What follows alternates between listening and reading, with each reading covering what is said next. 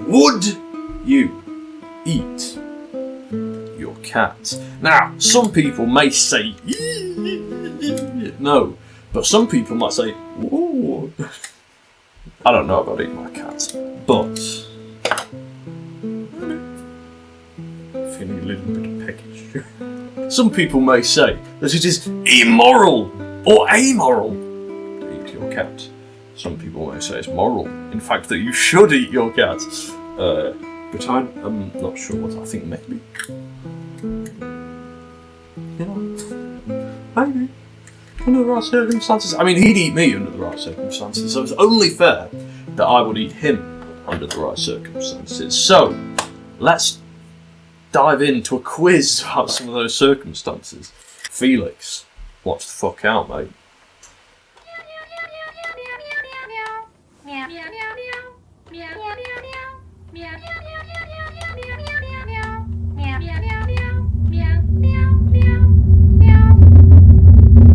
Basically, I'm going to close this window. I look blue or white. I look way too white.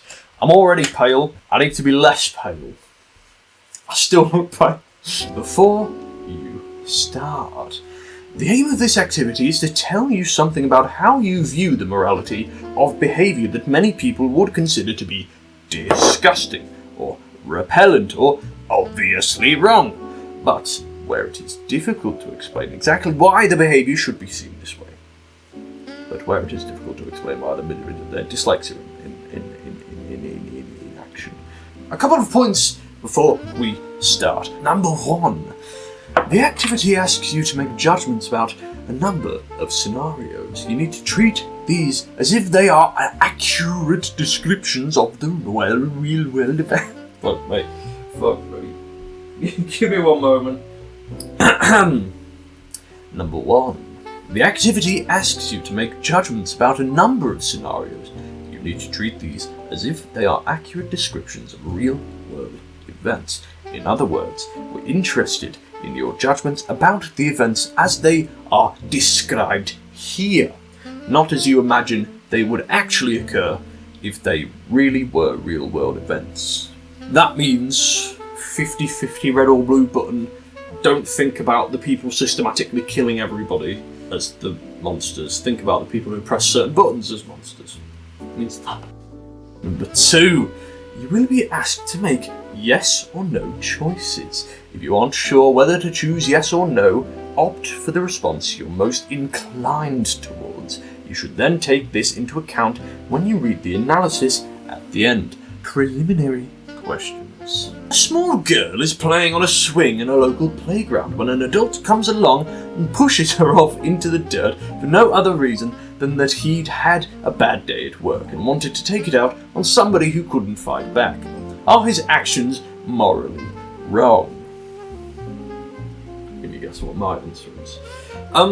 Practically speaking, under the moral framework that most people hold, yes. Would I feel that it is wrong? Yes. Do I think that it is wrong? No. But do I feel that it is wrong?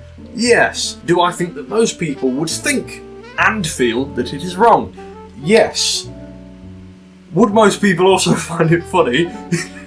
Yeah. What framework are we going to be working from here? Should we just go based off of like practically what we feel is wrong or what we think is wrong? Actually, intellectually, what I think is wrong, fucking nothing. So, we'll go off of how I feel, because otherwise this quiz isn't going to work for me. Let's go with that. Let's say yes. Question 2. Is it possible for an action to be morally wrong solely because people find the idea of it a bit disgusting? For example, if lots of people found the idea of eating porridge disgusting, could it be morally wrong to eat porridge just for this reason and no other reason? I mean, it's like incest. Everybody finds incest a little bit disgusting. But, why is it actually wrong? It's like, okay, because your children will pop out fucking... Because your children will pop out a little bit wrong. Okay. Well, what's wrong with those children? What's wrong with your children being a bit... From those children's perspectives, they would rather pop out. than not pop out, and if you didn't have incest, then those children wouldn't pop out, thus that would be bad for those children. They couldn't then sit there and say, oh, it's bad that you had incest because I came out a bit wrong. It's like, well, you would have never come out at all if we didn't have incest, you know? Oh, this sounds so bad. Why is it actually morally wrong? Maybe you'll say that it's just bad for the survival of our species, in which case it's like, okay, fair enough viewpoint. We're, biological creatures, evolutionary, like we're pushed to try and survive, and if we're not going purely for that goal, then that's morally wrong. That's an entirely fair viewpoint. Because it's just evolutionarily not very good, your genes passing on and the survival of your lineage. So that's why we find it bad. If it didn't affect our genes in any way, if it wasn't bad for our lineage to do that, then we wouldn't have evolved to have found it disgusting. So people wouldn't think that it's bad. You get what I'm saying? I don't know why I gave this example actually, because I already gave the example of porridge. I just sound like a fucking mug here. I just sound like a fucking mug. If lots of people found the idea of eating porridge disgusting, could it be morally wrong to eat porridge for just this reason and no other reason? I'm going to say no. Question 3. Can an action be morally wrong if the only person or people harmed by it is the person or people undertaking the action? For example, could it be morally wrong to smoke if it is true that nobody except the smoker is harmed? That depends on your views of intention versus causation, or whatever the fuck you want to say. Because a lot of people would say that intention does matter, but then a lot of people would say the outcome is what matters. Yes, sometimes intention matters, sometimes outcome matters, sometimes it's both. But like, a bad person who does good things doesn't necessarily mean that they're a good person, but a good person who does bad things doesn't necessarily mean they're a bad person. But I think it's easier to focus on the outcome, because obviously that's absolute, that is certain. You can't actually be certain of somebody's moral character. I think that's why we think that. But I believe that intention does absolutely matter, and I've forgotten what the fuck this was talking about.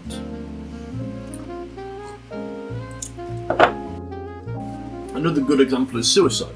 A lot of people say that if somebody wants to die, then they should be able to die. But also, a lot of people feel very strongly that suicide is bad.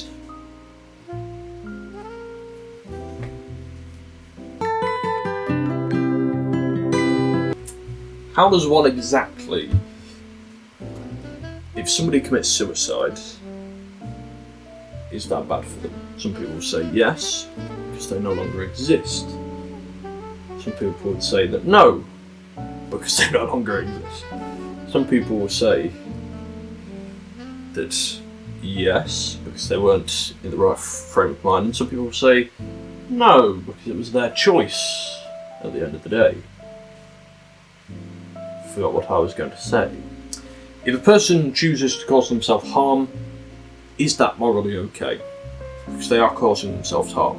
Smoking is causing yourself harm. If somebody was self-harming through drinking too much, if somebody got a knife and went, then a lot of people would say that's bad. But they might not necessarily say that smoking is morally bad, even though kind of the same thing. One is sort of a bit more indirect harm, whereas the other is more direct harm. But at the end of the day, the person knows that by smoking they are harming themselves. So they are choosing to self-harm. But if somebody was going, then somebody would say that's worse. But a lot of people would say that's worse. I don't know why I'm taking so long, because I know my answer to this. I feel relatively indifferent to this. So I'll say no. Question 4. Does morality come from God or from other source independent of nature, the social world, and human judgment? Note, if you think either of these possibilities is true, then answer yes. If you think neither are true, then answer no. Does morality come from God or from other source independent from nature, the social world, and human judgment? I mean, the thing is, I'm a bit of a believer of determinism. Meaning, sort of boiled down, everything that happens is just action-reaction. You don't really choose what's going on. You feel like you do, but you kind of not really. Or, editor's note, I started rambling about free will, which is often linked to the talks around determinism, but it is not determinism, nor did I properly explain determinism.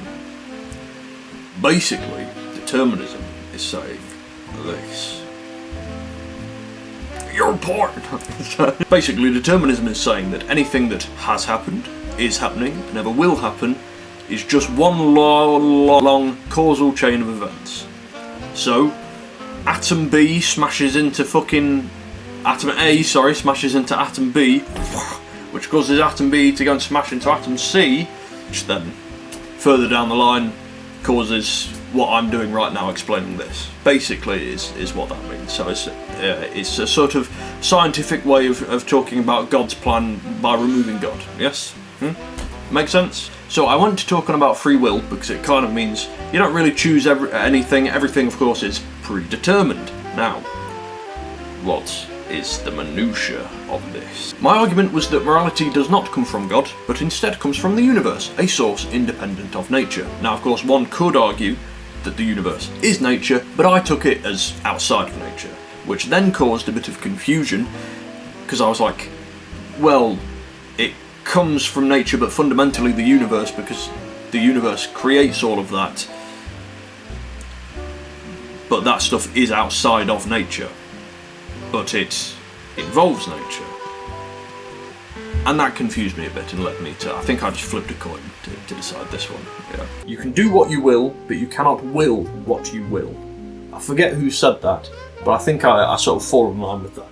You can do what you will, but you cannot will what you will. Now, what did that have relation to this? Does morality come from God? No. Or from some other source independent of nature? Well, the universe encompasses nature. So yes and no. The social world and human judgment. Human judgment comes from nature. The social world comes from human, thus from nature, thus from universe. But nature is part of universe. Universe is part of chain reaction. Outside of universe, therefore God. But not quite God. Yes? You follow? Yes? Yes, you understand, yes? No? Yes? Maybe? Comment if you understand. Does morality come from God? No! Other source independent of nature. Yes, it's independent of nature, but nature also comes from it.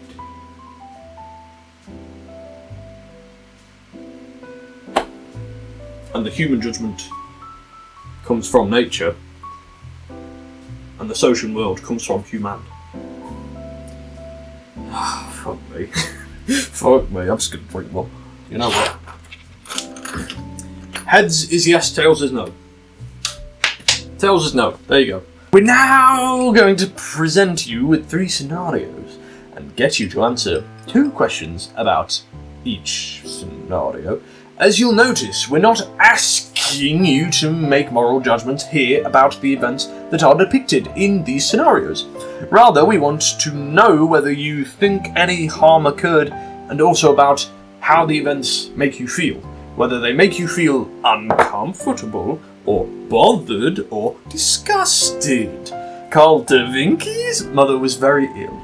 On her deathbed, she asked him to promise that he would visit her grave at least once a week. Carl didn't want to disappoint his mother, so he promised that he would. But after his mother died, he didn't keep his promise. He was too busy. He didn't tell anyone about his promise, and he's never felt guilty for failing to do as he said he would. A. Was anybody harmed by the fact that Carl failed to keep the promise he made to his mother on her deathbed, yes or no? B. Would it have bothered you or made you feel uncomfortable to have watched Carl promising his mother that he'd visit her grave at least once a week if you knew perfectly well that he wouldn't keep his promise? I don't judge people based off of that, because at the end of the day, they're human, and humans are stupid, you know? Was anybody harmed by the fact that Carl failed to keep the promise he made to his mother? Was anybody harmed? Potentially him in some way. He's not a man of his word. I like to be a man of my word, but occasionally your word is fucking ridiculously stated. Occasionally you give your word ridiculously. Sorry, anyway. You're human, you are flawed, you are going to occasionally be ridiculous because you are human, which is flawed. Flaw causes ridiculousness because you are human. So I don't judge people based off of that. If they do it like a fuck ton, fucking constantly, then I might be a bit more judgmental. But everybody has some leeway. Was anybody harmed by the fact that Carl failed to keep the promise he made to his mother on her deathbed? Potentially him. His mother's dead, so unless there's some kind of heaven or whatever, she will not be harmed. And of course, if she's in heaven anyway, then she wouldn't be harmed. Potentially him is more yes than no, so yes. Would it have bothered you or made you feel uncomfortable to have watched Carl promise his mother that he'd visit her grave at least once a week if you knew perfectly well that he wouldn't keep his promise? What do we mean by bothered? Because it might make me uncomfortable in that I'm sad, which could be uncomfortable, but I'm not uncomfortable in like a, how could you not keep your promise? Where you're like, ugh. Depending on the degree to which he is not keeping his promise. Oh no, because at the end of the day, his promise was to make his mother feel better, which he achieved. No. I don't think it would make me feel uncomfortable. Potentially, yes. But more potentially, no. I need a wee. I'll be back. Should you wash your hands before or after you go to the toilet? Should you keep the seat up in a man's house? Or should you put it down? Of course, we should always put the toilet lid down, which means that the seat should go down. But if you have no toilet lid, and thus no room to be hygienic in a man's house, should you keep the toilet seat up? Shalom! I'm going to reread the question because I read it very obnoxiously and robotically in my drunken state. And a lot of you, especially the ones who are just listening to the questions, are probably going to prefer that I reread this now than the obnoxious take. Anyway. Betty White's cat was killed in a tragic accident with an out-of-control lawnmower. She had heard that cat meat was jolly tasty, so she cut up her cat, cooked it, and ate it for dinner. To date, she has never regretted her culinary experiment, and she claims not to have suffered any harm as a result of cooking and eating Foxy. A. Has anybody been harmed by the fact that Betty White ate her cat? Yes or no? And B. Would it bother you or disgust you to watch somebody eating their pet cat as an evening meal? Yes or no? Currently it doesn't disgust me. But if I was in the situation watching somebody eat their cat, maybe it would disgust me. I don't know. The idea of it doesn't disgust me though. I understand that you might go, we have this thing of like desecrating bodies, at least in the West, where it's like, no, you're respectful to the body, you bury it and whatnot. But personally, I'm dead, I'm gone. If you want to be respectful to my body and that makes you feel better, then fair enough. I don't care what happens to my body once I'm gone, because I'm not in it. I'm gone. You know, it's not me anymore. Whoops. It's not me anymore, per se. Actually, yeah, a lot of people would have a problem desecrating a body, but they'd still happily burn it. Obviously, like, ritually, it's fine now. It's culturally okay. But is that not desecrating the body? If somebody chopped up the body into tiny pieces, where it's effectively the same as sprinkling ashes away, I think most people would feel worse about that than if you just burned the body. But, like, effectively, it's the same thing. So, has anybody been harmed by the fact that Betty ate her cat? No, probably not. Cat's gone. Cat's gone, so it's not been harmed. If she's the only one who has any emotional ties to the cat, then is she being harmed? No, because she's the one doing it. She obviously thinks it's fine. She's fine with it. Maybe subconsciously, she actually finds that very disturbing, but isn't paying attention to it, so it is causing her harm, but she doesn't really realise it. Would you eat your cat, though? First things first, would I chop up my cat to eat it? In the same way that a lot of meat eaters wouldn't chop up a cow to eat it, but would eat a cow if somebody else chopped it up. In that same vein, would I chop up my cat to eat it? Would I chop up my cat to eat it?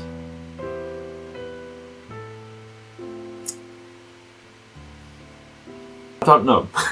I'm not in the scenario, I don't know, maybe. I'm leaning on yes. Would I eat you? Would I eat you? I don't know. Would I eat you, Dave? Would I eat you? Oh, probably not. No, probably not. But if I did want to eat you, would I eat you? I probably would find chopping you up too disturbing. If somebody else chopped you up though, would I eat you? If somebody genuinely chopped you up, and I was okay with them chopping you up, and prepared your meat, stripped you from your bones, I may well eat you. I may well. Just like a bite to see what it's like. Just out of curiosity. Curiosity, take a bite. I may well. Has anybody been harmed by the fact that Betty ate her cat? Most likely no, potentially yes. B, would it bother you or disgust you to watch somebody eating their pet cat as an evening meal? Probably no.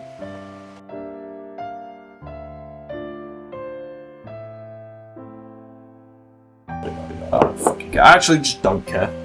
I'm not going to read this, I actually just don't care. I've done the video. This is cutting off my circulation. Bye. Say bye-bye. Say bye. Awesome.